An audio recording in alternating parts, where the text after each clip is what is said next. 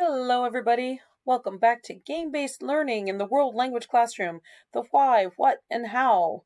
We're still on section 2 of my book, The What. I'm Madame Sensei. I teach Spanish, French, and Japanese to high schoolers out here in the beautiful Pacific Northwest.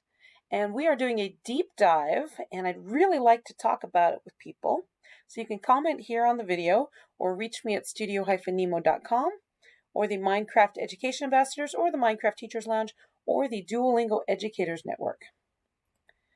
So we are still looking at lessons as game tutorials. This is part 3. We've been looking at this great video from Game Maker's Toolkit called Can We Improve Tutorials for Complex Games? And the link is in the description. And I really think that this maps out very closely to what we do as teachers.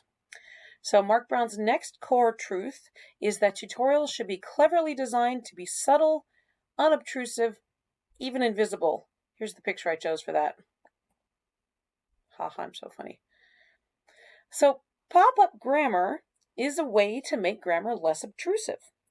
Pop-up grammar is a really quick grammar explanation in the course of your reading or your speaking where you say, oh, by the way, start is backwards from what we expect in English. Now back to our story. I do believe that grammar needs to be taught explicitly, often, okay? Because we're not babies. I teach high schoolers. They can recognize patterns, and they can use that to their advantage. And besides, we're not hearing the language for 20 hours a day with your mother laughing at you when you say, I got 2 feet, okay? They only have me for 1 hour a day, so that pattern recognition is hugely important. But pop-up grammar is a way to do it if you don't want to spend too much time on grammar. That's Le Petit Prince. So any logic puzzle you give your students where they use inductive reasoning to figure out how the language works falls into this category, okay? I love logic puzzles. They're very much like Sudoku. This is exactly like doing Sudoku, and I always actually start my students with a game of Sudoku the very first day of school, and I say, this is how your brain is going to feel when you're learning language, okay? I adored these kind of puzzles when I was taking linguistics classes in college, if I can say the word linguistics. With a certain amount of hand-holding, I do them with my students as well. Okay, so I give the students a couple pages like this. So you've got the target language here, and you've got the English gloss, the English translation here, and then the students can look through, and just like a Sudoku puzzle, they're trying to figure out what word means what thing. Then I give them a worksheet, and I made this really small so you can't see what I did. If you want to see the whole worksheet, just comment below or ping me at Minecraft or Duolingo, and I will happily give you the whole worksheet for that. Sometimes I have to do a little more hand-holding. So like I have to tell the students exactly what pattern to look for. So like here, I'm trying to show students how to conjugate. This is Spanish students, AR, IR, and ER verbs. So I'm like, okay, start with the to line. What do they all have in common? Now look at the el, ella, usted line. Okay, so then I give them this stuff printed nicely for them, and then they can really compare it.